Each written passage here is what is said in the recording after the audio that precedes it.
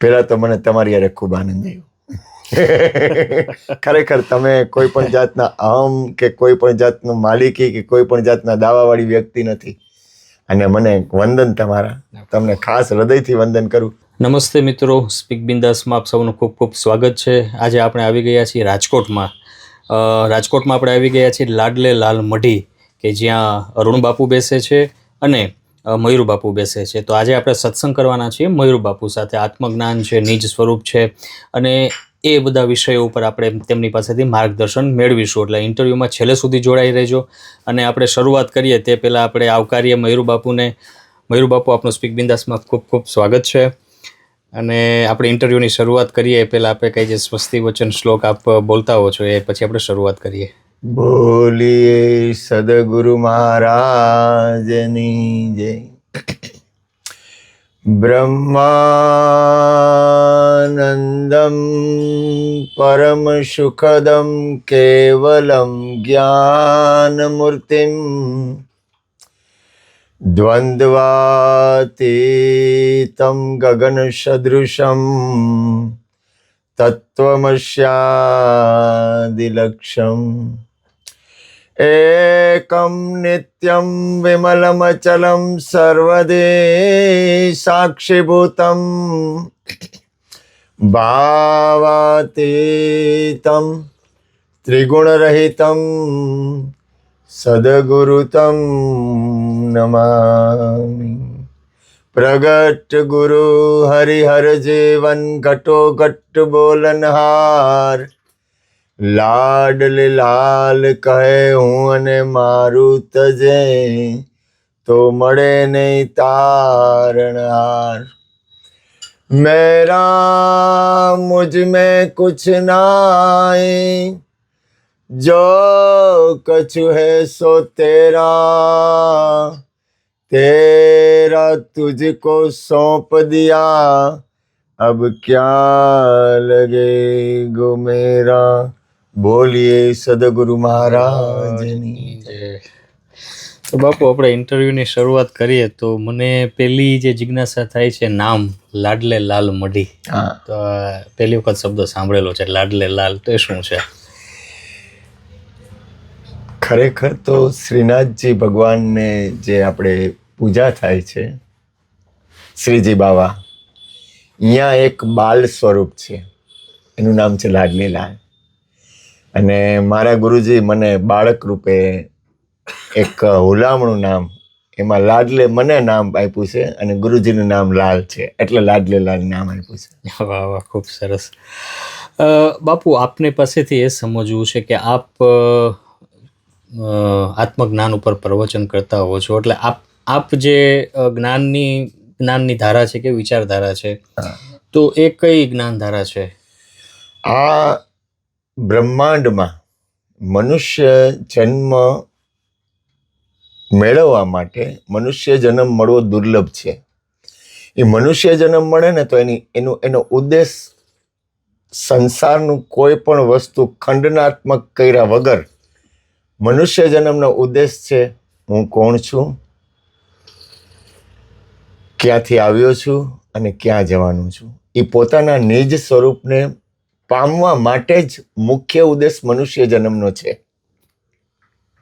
એટલે જે તમે કહો છો ને કે આત્મજ્ઞાન, મનુષ્ય જન્મ ધરી અને પોતાના નિજ સ્વરૂપમાં સ્થિત થવું, પોતાના આત્મ સ્વરૂપને પામવું, એ મનુષ્ય દેહની સાર્થકતા છે. જી, તો આ નિજ સ્વરૂપ જે છે, નિજ સ્વરૂપ એ શું છે?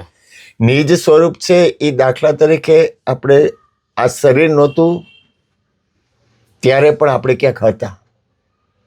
શરીર છે તો પણ આપણે છીએ, અને શરીર નહીં હોય તો આપણે ક્યાં જવાનું છે? દાખલા તરીકે કોઈ વ્યક્તિ કોઈ પણ જગ્યાએથી આવતું હોય તો એને એનું ઘર યાદ હોય તો એને ઘરે પહોંચે. એમ આપણું જે નિજ સ્વરૂપ છે ને એ આપણું આ કાયા છોડી ચલે જબ હંસા, કહો જીવ કહાં સમાયા રે, ઉન ઘર કી કોઈ શાન સમજાવો, કહો બ્રહ્મ કહાં સે આયા રે. આ શરીર છોડી અને આપણે જે ઘરે જવાનું છે એ ઘરનું ધ્યાન, એ આ શરીર છે ને ત્યાં જ ધ્યાન મળે, એ એક આત્મજ્ઞાનની સ્થિતિ છે. તો થોડું વિશેષ જાણવું પડશે એના વિશે કે કોઈ સાધક છે એ આ માર્ગે ચાલવાની શરૂઆત કરે છે તો એને શરૂઆત કેવી રીતના કરવી અને એમાં તમારું માર્ગદર્શન કેવી રીતના મળી શકે? પ્રથમ તો સત્સંગ બિનુ સત્સંગ ન હરિકથા તે બિનુ મોહ ન ભાગ મોહ ગયે બિનુ રામ પદ કે નામ પદ હોય ન દ્રઢ અનુરાગ. જ્યાં સુધી સત્સંગ પરમાત્માથી પ્રેત અથવા બહુ દરેકને નજીક લઈ આવું તો પોતાના આત્મકલ્યાણથી જ્યાં સુધી જીવને પ્રેત નહીં થાય ને જ્યાં સુધી પોતાના તરફ પોતાના આત્મકલ્યાણ તરફ પ્રેત નહીં થાય ત્યાં સુધી આ જીવનું કલ્યાણ નહીં થાય. એના માટે પ્રથમ લક્ષણ છે સત્સંગ. જી, આપને ત્યાં રેગ્યુલર સત્સંગ જે થતા હોય છે મને લાગે છે એના વિશે માહિતી આપો કે ક્યારે લોકો આવી શકે? ગુરુ કૃપાથી અહીંયા 9:30 થી 11:30 365 દિવસ 40 વર્ષથી આ ચાલે છે. અને પૂનમ અને બીજ સવાર સુધી સંતવાણી પ્રસાદ અને સત્સંગ ભજન બધું હોય. એટલે આ ભૂમિમાં 9:30 થી 11:30 નો સત્સંગનો ટાઈમ છે. બરાબર છે. 365 રાત્રે. દિવસ છે. રાત્રે ગમે ત્યારે આવી શકે. અને હા. પૂનમ અને સુદ બીજ પૂનમ અને સુદ બીજ સાંજે 6 વાગ્યાથી પ્રસાદ હોય, પછી 9:30 સત્સંગ હોય અને 11:30 થી સવારે 6 વાગ્યા સુધી સંતવાણી હોય ભૈરવી રામગરી પ્રભતિયા સુધી. જી જી. અને મહાપ્રસાદ 700 500 700 800 1000 જેટલું જે કાંઈ આવે એ રીતે પબ્લિકને પ્રસાદ હોય. બાપુ થોડું આ નિજ સ્વરૂપ વિશે હજી થોડાક એના પડ ખોલો. નિજ સ્વરૂપ મને ગુરુ કૃપાથી હું સત્સંગ આ મોબાઈલમાં અને બધે સાંભળતો અને ગુરુ કૃપાથી ખરેખર તો પોતે શરીર નથી અને પોતે એક આત્મા છે. તો શરીર નથી તો કેમ છે? તો જ્યારે અમે સદગુરુની કૃપાથી ઉપદેશ આપી, જ્યારે મારા ગુરુ મહારાજના કહેવા મુજબ ગુરુ મહારાજની રીત મુજબ અમે જ્યારે ઉપદેશ આપી ત્યારે આ જીવને અથવા પોતાની અંદર જે ચૈતન્ય તત્વ છે એને શરીરની બહાર કાઢી અને પોતાના આત્મ સ્વરૂપમાં એને સ્થિત કરી. કારણ કે શરીર તો રાખ છે પરિણામે. કોઈ પણ વસ્તુ એનું પરિણામ હોય તો શરીર છે એનું પરિણામ રાખ છે. તો આપણે દાખલા તરીકે કહેવામાં આવે કે આપણી રાખ છે એની ઉપર આપણી માલિકી નથી. તો હવે આપણે ધ્યાન આપી તો આપણી અંદર આપણી એવી કઈ વસ્તુ છે જ્યાં આપણે સ્થિત થાય, કઈ એવી વસ્તુ છે કે જે ખરેખર તો હું જેવું કઈ આ વિશ્વમાં છે નહીં. એક પરમ બ્રહ્મ અનંત યુગો થયા એક એવું બ્રહ્મ સ્વરૂપ નિજ સ્વરૂપ છે, અત્યારે છે અને પછી પણ રહેશે. એ જે આત્મ સ્વરૂપ છે ને એ શરીર નથી, સાધન છે. સાધન વગર કોઈ પણ વસ્તુનું સાધ્ય નહીં થાય. એટલે આત્મ સ્વરૂપ છે ને એના માટેનું પોતાની અનુભૂતિ છે, એક સ્થિતિ છે. માણસ એમ કેમ કે એક સ્થિતિ બને છે, એની સ્થિતિ બને ને એટલે એમાં પોતાના સ્વરૂપમાં સ્થિત બને. આપણે સાધનની વાત કરી બાપુ, તો સાધકને સાધના કરવાની વાત આવે તો આપની સાથે જોડાય છે હા, તો એની પાસે શું સાધન હોય છે? કારણ કે આપણે જોઈએ છીએ ભક્તિ છે, ધ્યાન છે, તપ છે, જાપ છે, તો આપની સાથે જોડાય તો આપ શું સાધન આપો છો? પહેલા તો શરૂઆતમાં હું એમને સમરણ આપું.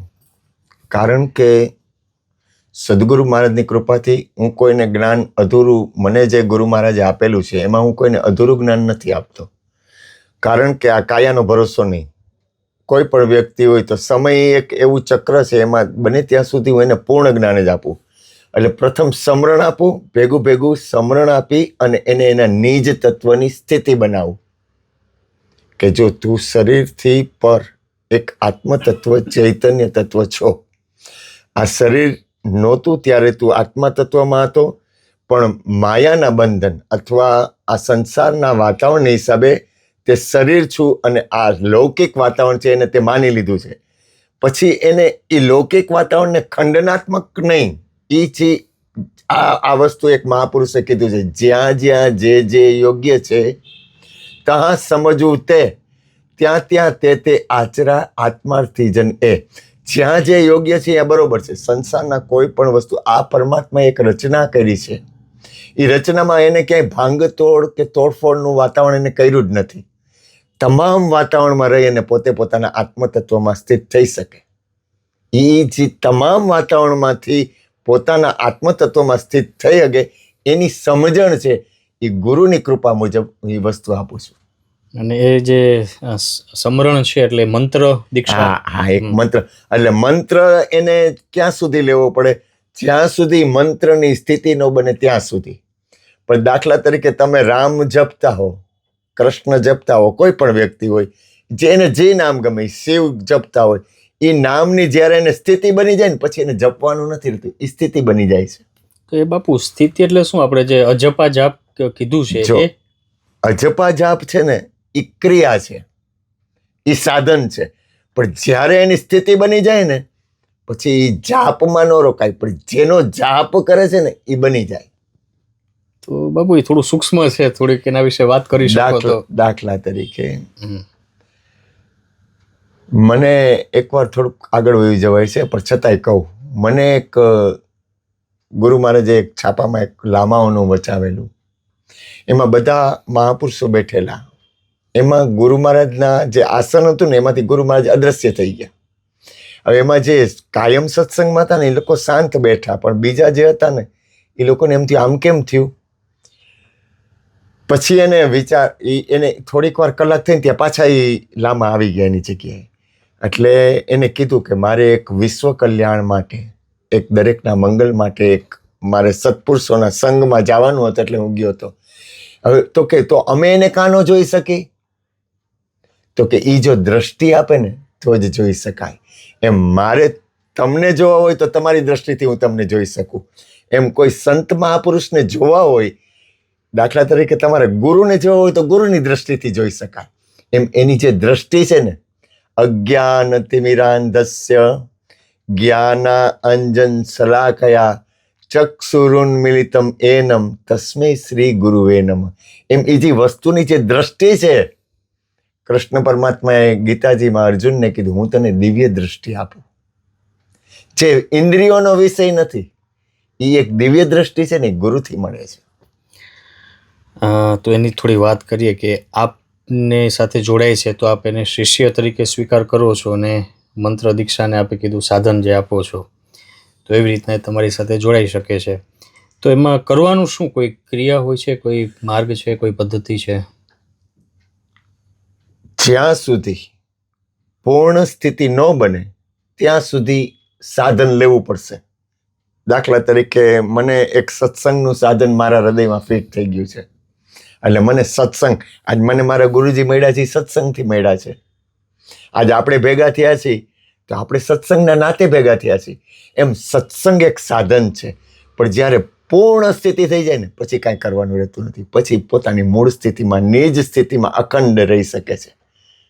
કારણ કે કાયાના ધર્મ અને પોતાના આત્માના ધર્મ બે અલગ અલગ છે. કાયાનો ધર્મ છે એ પરિવર્તનશીલ છે અને આત્માના ધર્મ છે, પોતાની અંદર જે પરમાત્મા તત્વ છે એ પરિવર્તનશીલ નથી પામતો. બાપુ કોઈ પણ માર્ગ હોય એમાં થોડા નિયમો હોવાના, એ માર્ગ ઉપર ચાલવા માટે. તો આપનું જે સાધન છે એમાં કોઈ એવા ચોક્કસ નિયમો ખરા? હા, એમાં 5 નિયમો છે ગુરુ કૃપાથી. દારૂ ન પીવાય, જુગાર ન રમાય, ચોરી ન કરાય, માંસ ન ખવાય અને વ્યભિચાર ન કરાય. આ 5 નિયમો ગુરુના નિયમ આપેલા મુજબ મારે આપવા પડે છે. કારણ કે આ 5 નિયમો એવા છે કે એનાથી જીવ છે અથવા કોઈ ચૈતન્ય તત્વ છે એની પડતી આ 5ના વિરુદ્ધ જવાથી થાય છે. એટલે મારે આ 5 નિયમો આપે પછી જ એને ગુરુ જ્ઞાન અથવા આત્મજ્ઞાનની સ્થિતિમાં લઈ જઈ શકાય. બાપુ એક આપની પાસેથી તમે હમણાં વાત કરી કે પછી નિજ આનંદમાં હોય છે. હા, તો આમાં તમે જે કીધું આ 5 નિયમો, તો આ સ્થિતિમાં સાધક જાય અને પછી પાછો પડી જાય એવી પણ શક્યતાઓ ખરી? મારું કામ ગુરુનો સંદેશ આપવાનું છે. મારા જીવનમાં ગુરુના દ્વારમાં હું કોઈ ઓલું નથી કરતો, પણ હું અહીંયા 40 વર્ષથી આ ગુરુના દ્વારમાં હું છું. પણ જેને પોતાના આત્મતત્વ, જેને પોતાના પરમ તત્વ, જેને પોતાના આત્મકલ્યાણમાં પ્રેમ હશે ને એ તો સ્થિત બનીને રહેશે. કારણ કે આજે દાખલા તરીકે કોઈ પણ વસ્તુ, કોઈ પણ વ્યક્તિ કાંઈ કામ કરતી હોય, સવારથી સાંજ મહેનત કરે ને જો કાંઈ પૈસા ન મળે તો એ મહેનત નથી કરતો. એમ પોતાને આવડું મોટું મનુષ્ય જન્મ મળ્યું છે, એમાં કિંમતી પોતાની અંદર ચૈતન્ય તત્વ છે, એક એવો દિવ્ય તત્વ છે. જો એમાં મનુષ્ય જન્મ ધારણ કરી અને જો એનું કલ્યાણ ન કરે તો મનુષ્ય જન્મ એડે જાય. જી બાપુ. અને બાપુ આમાં ઘણા લોકોનો પ્રશ્ન હોય છે, જે એમાં પેલું પગથિયું માંડતા હોય. આપ 40 વર્ષથી છો, હા તો ઘણાને કોઈ અનુભૂતિ નથી થતી. ઘણી જગ્યાએ જતા હોય છે, હા સત્સંગમાં જાય, કોઈ ધ્યાન કરે, કોઈ ભક્તિ કરે, જેની રસ રુચિ. તો આમાં જે હિંમત હારવાની આ કોઈકને થાય છે, એવું કહેવાનું છે ને કે કરોડોમાં કોઈકને થાય છે. તો આ વાત કેટલી સંગત છે?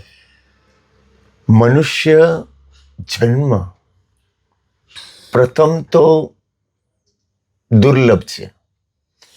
બીજું તમને જેમ કહું કે આ મનુષ્ય જન્મ ધારણ કરી અને શરીર છૂટે એટલે પાછું મનુષ્ય જન્મ મળવો એ દુર્લભ છે.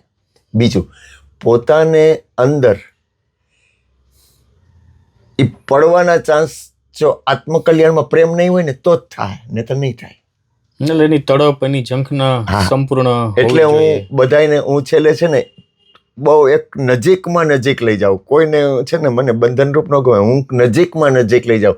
તમે કોઈને પ્રેમ ન કરો, પરમાત્માને પ્રેમ ન કરો, પણ તમે તમને તો પ્રેમ કરો, કારણ કે તમારી અંદર પરમાત્મા છે. અને જેટલા મહાપુરુષો છે એ આખા વિશ્વનું કલ્યાણી છે.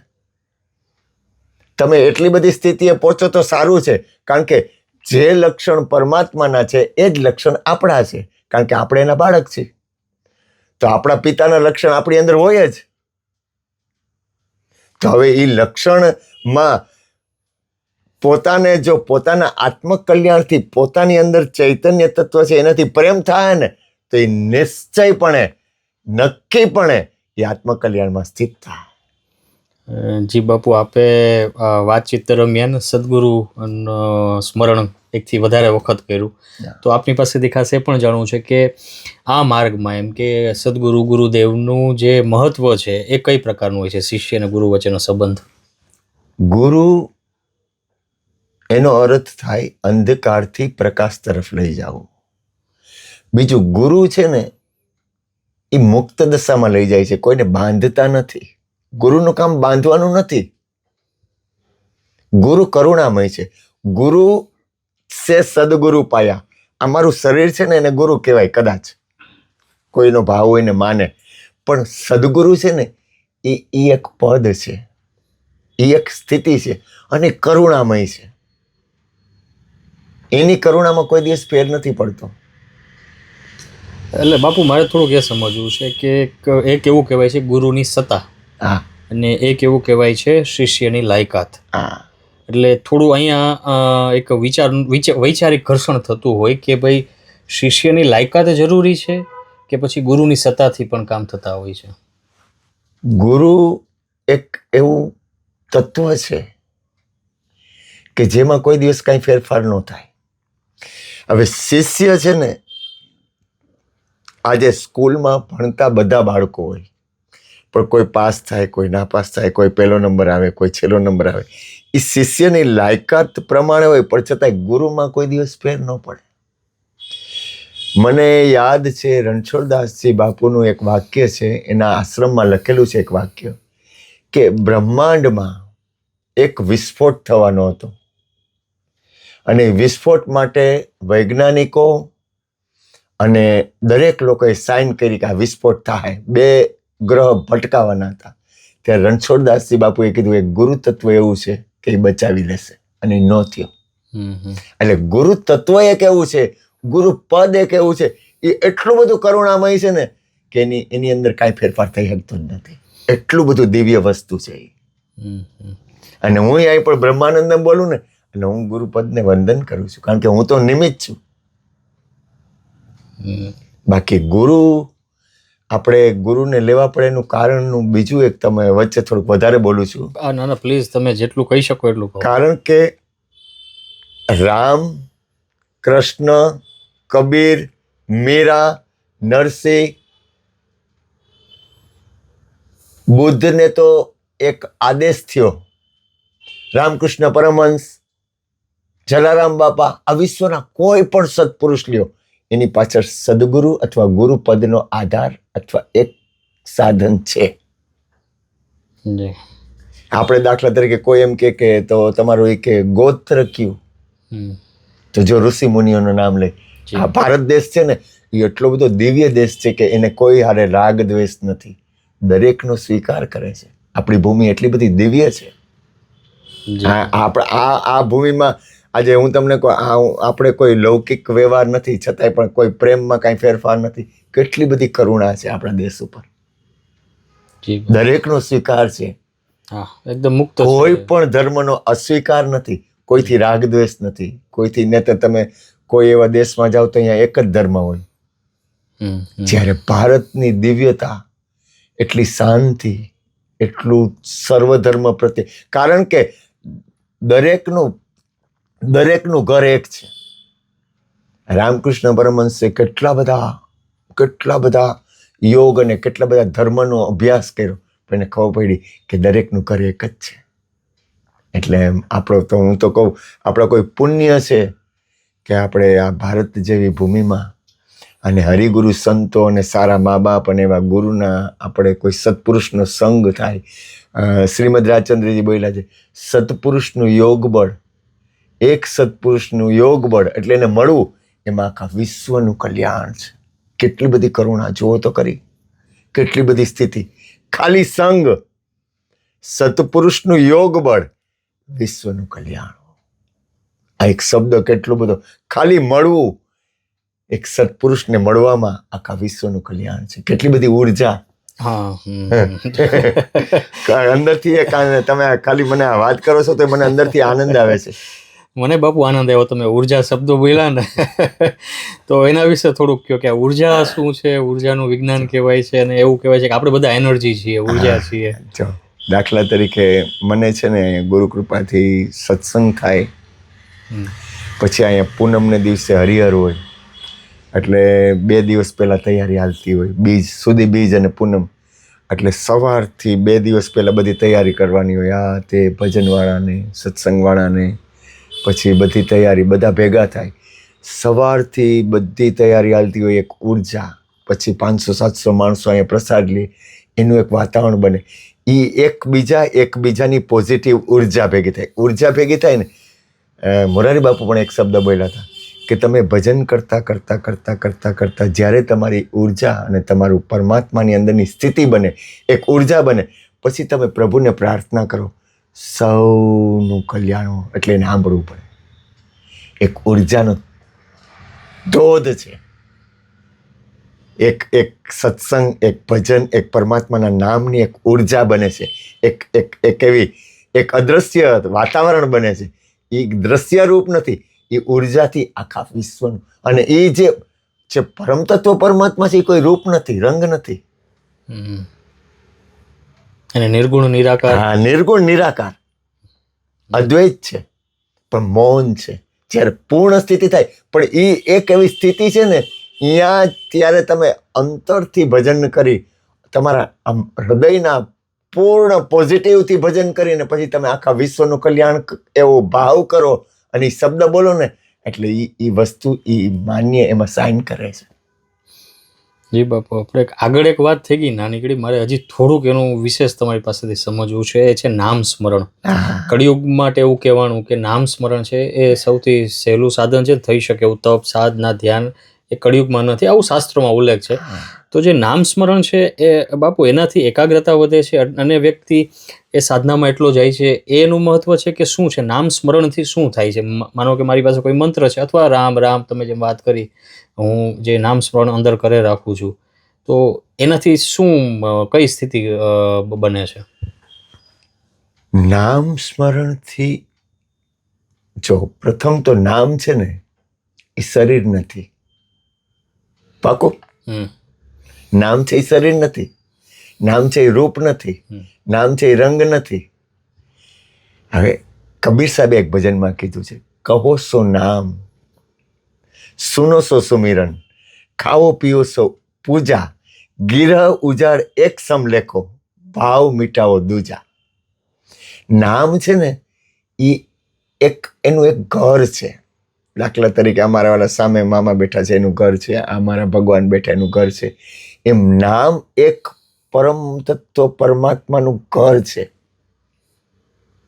આ દાખલા તરીકે આ શરીર છે ને, તો હું મારા ગુરુજીના ઘરમાં રહું છું, તો શરીર છે એ એક ગુરુજીને ઘરમાં રહેવાનું માટે આ શરીર એક ઘર છે. એમ નામનો એક દેશ છે, એક એવું નામનું એક ઘર છે. અને અહીંયા પહોંચ્યા પછી જન્મ મરણ નથી. જી બાપુ, હવે થોડુંક તમારા વિશે, તમે એક આનંદની સ્થિતિમાં હોય એવું અમને અનુભવાય છે. તો તમારી સાથે જ્યારે ગુરુદેવની કૃપાથી ઘટના ઘટી, તો એ શું ઘટના ઘટી હતી? એટલે મારે ગુરુજીની સાથે મિલાપ કઈ રીતે થયો? મિલાપ નહીં, પણ જે તમને એક સ્થિતિ બંધાણી, તમે જે કહો છો નિજ સ્વરૂપનું દર્શન થયું, કે જે તમે આનંદ શબ્દનો હમણાં 2-3 વખત પ્રયોગ કર્યો, તો એ શું છે? એમ આનંદ છે ને એ બ્રહ્મનું સ્વરૂપ છે. તમે તમને જ્યારે આનંદ આવે ને ત્યારે તમારે યાદ રાખવું, તમે બ્રહ્મના સ્વરૂપમાં છો, તમે પરમ તત્વની સ્થિતિમાં છો. કારણ કે બ્રહ્મ એટલે આત્મા, આત્માનું મૂળ સ્વરૂપ જ આનંદ છે. તો આનંદ છે એને મૂળ ઘર જ એ છે. તો ત્યાં સ્થિતિ શું હોય છે બાપુ, જો શબ્દોમાં કહી શકો તો? જો હું તમને કહું કે દાખલા તરીકે તમને એમ કહું કે આ એક મીઠાઈ છે, દાખલા તરીકે બરફી, તમને ભાવતી હોય તો બરફી, દાખલા તરીકે બરફી નામનું, તો બરફી હું તમને ખવડાવું, એટલે હું તમને પૂછું બરફી કેવી લાગે, તો તમે કે મીઠી લાગે. એટલે હું કહું મીઠી કેવી, તો એ તો અંદરની સ્થિતિ છે. એ તમારે કેમ વર્ણવી, તમને કેમ સમજાવ્યું? એટલે જ મેં આપને પૂછ્યું કે શબ્દ એનો એ એક તમને મને મારા જીવનમાં ગુરુ કૃપાથી મારા ગુરુએ મને એક વસ્તુ આપી કે મને છે ને એક પરમ તત્વની હારે એક વસ્તુની એક લય થઈ ગઈ. આજે હું તમને કહું, કોઈ પણ વ્યક્તિ હોય એને જે વસ્તુ મળે ને એનો એને આનંદ આવે. કોકને નવી ગાડી લે તો એમાં એને આનંદ આવે, કોક લગ્ન કરે એટલે એમાં એને આનંદ આવે, કોક મકાન લે એટલે એમાં એને આનંદ આવે, કોક સગાવાલાને મળે એટલે એમાં એને આનંદ આવે. એની અંદર જે પડ્યું હોય એમ મને મારા ગુરુએ એમ એક એવો એક ખબર નહીં, એક એવું ઘડતર કર્યું છે મારા ગુરુજીએ. મને પરમાત્માનું નામ ભજન સત્સંગ થાય ને એટલે મારી સ્થિતિ બને. કારણ કે એ કોઈ પણ વસ્તુ હોય ને એમ કે ટીબી હોય ને તો મટી જાય. ટીબી હોય ને, હાડકા હોય ને એમાં ટીબી થાય, એટલે ટીબી મટે, પણ બોન ટીબી ન મટે. એમ મને ગુરુ મહારાજે પરમાત્માના નામનો બોન ટીબી કરી દીધો, એટલે એ મટે એવો નથી. એટલે હવે એ ન મટે, એટલે એ સ્થિતિ સતત બની રહી. એટલે મને સત્સંગ ભજન થાય. હમણાં તમે મને એમ કહો કે તમને સત્સંગ ભજન નહીં આપું, હરિહર કરવા નહીં દઉં, તને કાંઈ કરવા નહીં દઉં, એટલે મને તમને એમ લાગે કે આ માણસને દવાખાનામાં દાખલ કરવો પડશે. અને હમણાં તમે મને એમ કહો કે તું એક કામ કર, 5000 માણસ જમણવાર કરી નાખ અને ભજન સત્સંગ ને હરિહર કર, એટલે તમે મને બાટલા ચડાવી દીધા હોય ને એવું મને લાગે. તરત જ બાટલા ચડી જાય એમ. એટલે વાતથી નહીં, હા એ મને બોન ટીબી થઈ ગયો. પણ હમણાં તમે મને એમ કહો કે આ ગાડીની ચાવી તને આપી દો, એટલે મને એમાં મોહ ન થાય. કોઈ સ્ત્રી તને આપી દો, એટલે મને ખબર છે એ એક રમત છે. હમણાં તમે મને એક મકાન આપી દે તો મને એમ મને હું અહીંયા રોકાવું નહીં, કારણ કે મને ખબર છે એ રમત છે. પણ એક ઉર્જા બને, એક સંતો મહાપુરુષો, એક સાધુ પુરુષો, એક બ્રાહ્મણો, એક સત્સંગી સંતો, એક મહાપુરુષો, તમે એમ કહો કે તું જમણવાર મોટા પાયે કરી નાખ, એટલે મને એમ થઈ જાય કે આખા વિશ્વનું સુખ મને આપી દીધું. ભજન સત્સંગ થાય, કારણ કે એના સિવાય ખરેખર તો વચ્ચે વધારે બોલું થોડું બાપુ, આપ ખુલીને બોલો. ખરેખર તો હું તમને કહું, આ બ્રહ્માંડ છે, બરાબર, કૃષ્ણ રામ, આ એક ચક્કર છે. આ જન્મ મરણનું ચક્કર આદિ અનાદિનું છે. આ ચક્કર કોઈ દી બંધ નહીં થાય. આ એક ચક્કર જન્મ મરણ, આ ચક્કર કોઈ દી બંધ થાય નહીં, બંધ થાય એવું નથી. તો હવે આ ચક્કરમાંથી આપણે આપણા આત્માનું કલ્યાણ કઈ રીતે થાય? તો કે નરસિંહ મહેતાએ કીધું, મને હરિગુણ ગાવાની ટેવ પડી. તમે એવી ટેવ પાડો કે જે ટેવ છે ને તમને ઉપર ઉઠાવે, જે ટેવથી તમારા આ બ્રહ્માંડના રાગ દ્વેષ મટી જાય, જે ટેવથી તમને વિશ્વ કલ્યાણનો ભાવ થાય. કારણ કે એક જ સાધન છે, પરમાત્માનું નામ, ભજન, સત્સંગ, કીર્તન, ધ્યાન, સ્મરણ, આ સાધનથી તમે ઉપર ઉઠી શકશો. બીજા કોઈ પણ સાધન તમે લ્યો, એ સાધનથી તમારી અંદરનું જે ચૈતન્ય તત્વ છે એ ઉપર નહીં ઉઠે.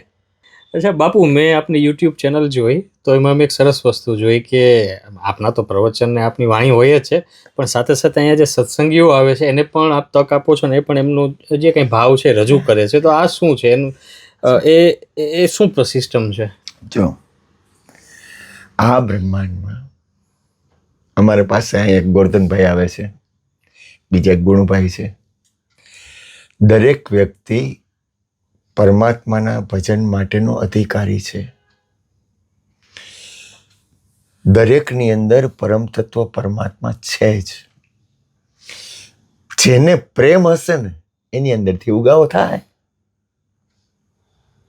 અને મને તો કોઈ પણ વ્યક્તિ સત્સંગ કરે એટલે મને આનંદ થાય. અમારા અહીં સંતવાણી હોય ગુરુ કૃપાથી, તો એ લોકો સંતવાણીમાં મેં કોઈ દિવસ કોઈને ફરમાઈશ ન કરું કે તમે આમ કરો, આમ બોલો, આ રીતે હાલો. પછી અમારો એક દીકરો છે ભજન ગાય છે, બીજા એક બાપભાઈ છે ભજન ગાય છે. મારી કોઈ દિવસ કોઈને ફરમાઈશ નહીં. તને જેમ મુક્ત દશાથી તને ગમે એ મને ગમશે, કારણ કે એની અંદર પરમાત્મા છે, એનાથી કાંઈ અજાણ્યું નથી. એ એવો દયાળુ છે કે એને ગમે એ દરેકને ગમે જ. એટલે મારે સવાર સુધી સંતવાણી હોય ને, તો કોઈ દિવસ મેં હજી સુધી આટલા ટાઈમમાં કોઈ દિવસ કોઈને ફરમાઈશ નથી કરી કે તમે આ ભજન ગાઓ, અથવા સત્સંગ કરતા હોય એને એમ કોઈ દી ન કહું તમે આ સત્સંગ કરો. કારણ કે એને જે ગમે ને એ એની અંદર પરમાત્મા બિરાજે છે. એને ગમે ને એ મને ગમે જ, અને મને ગમે એને ગમે એ આખા વિશ્વને દરેકને ગમે જ. કારણ કે આખા વિશ્વમાં એક છે. બરાબર છે. એટલે એક સરસ વાત છે, મેં જોયું કે આપ અહીંયા સત્સંગીઓ પણ એમનો ભાવ વ્યક્ત કરી શકે છે. બાપુ, એક મને તમે હમણાં વાત કરી ને, તમે જે બાટલા ચડાવવાની ને વાત, એના ઉપરથી મને એક પ્રશ્ન થયો કે એ મારો મત હોઈ શકે કે એ એક બાપુ એ પણ એક આધાર બની રહે કે શું બને? તમે એક સ્થિતિ છે તમારી, હવે તમે જો સત્સંગ કરો છો, હરિહર કરાવો છો, ભજન કરાવો છો, આપે કીધું, તો આપ પૂર્ણ મસ્તીમાં છો કે આનંદમાં છો, જે શબ્દ આપણે કહી શકીએ, પણ એ નથી તો શું સ્થિતિ હોય? એમાં એવું છે કે મને આધાર લેવાની ટેવ પડી ગઈ છે. કારણ કે મને પરમાત્માના નામ ભજન સત્સંગ વગર એ અંદર એક ખબર નહીં, એક એવી મારી અંદર એક એવી સ્થિતિ બની ગઈ છે. એટલે મને એ જેને કહેવાય ને ટેવ, માણા કે ને લખણનો બદલે લાખ, એવું કહે છે, એમ મને એ લક્ષણ પડી ગયા. અને કદાચ એક વાક્ય છે, ભક્ત બીજ પલટે નહીં, ભલે જુગ જાય અનંત, ઊંચ નીચ ઘર અવતરે, આખર સંતના સંત. આપણે બધા 5 તત્વના શરીર છીએ, પણ સદગુરુ એક એવું અંદરની ગતિમાં એક ઘડતર કરે છે જે બહાર નથી.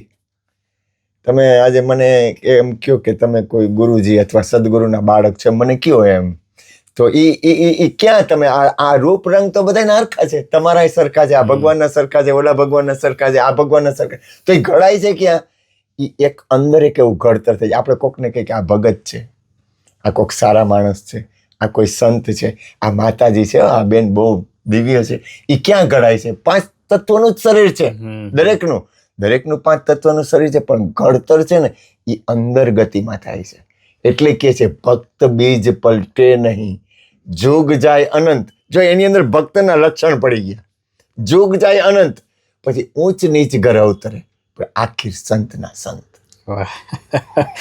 ને મિત્રો, ખાસ તો એ વસ્તુ છે કે મયુર બાપુ 12 સહજ સંત છે, અને આપણા 42 પ્રશ્નોના પણ એ હસતા હસતા જવાબ આપે છે. એટલે એમણે સારી ટેવ કીધી, એટલે એ પણ સારી ટેવ છે, નામ સ્મરણ કરીએ, હરિહર કરીએ.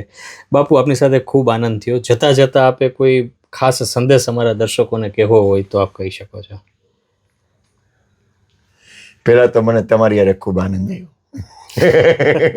ખરેખર તમે કોઈ પણ જાતના અહમ કે કોઈ પણ જાતનું માલિકી કે કોઈ પણ જાતના દાવાવાળી વ્યક્તિ નથી. અને મને વંદન તમારા, તમને ખાસ હૃદયથી વંદન કરું. અને બીજું, મારો હૃદયનો ભાવ છે, તમે ગમે તે કરો, દરેક વ્યક્તિને મારા હૃદયનો ભાવ છે, આત્મકલ્યાણ છોડતા નહીં. મનુષ્ય જન્મ ફરી નહીં મળે, કારણ કે આત્મકલ્યાણથી શ્રેષ્ઠ આ વિશ્વમાં કોઈ વસ્તુ નથી. તમારી અંદર પરમાત્માનો વાસ છે, એનું કલ્યાણ, એનું મંગલ, એનું શુભ. અને મારી હૃદયની પ્રાર્થના છે, મને એક અંદરથી પ્રાર્થના કરવાનું ખૂબ મન થાય કે દરેકનું કલ્યાણ હો, દરેકનું કલ્યાણ હો, દરેકનું કલ્યાણ હો, દરેકને શુદ્ધ વિચાર પ્રાપ્ત હો, દરેક સુખી રહો, દરેક નિરોગી રહો. અમારો અંતરનો ભાવ છે કે વિશ્વનું કલ્યાણ હો. બોલો સદગુરુ મહારાજ. જે ખૂબ ખૂબ આભાર બાપુ. અરે આપણી મારા સાથે કાનુડા, મારા બાપ મોજ કરો, મજા આવી, ખૂબ આનંદ થયો બાપુ. ખરેખર આનંદ જી થયો. જી જી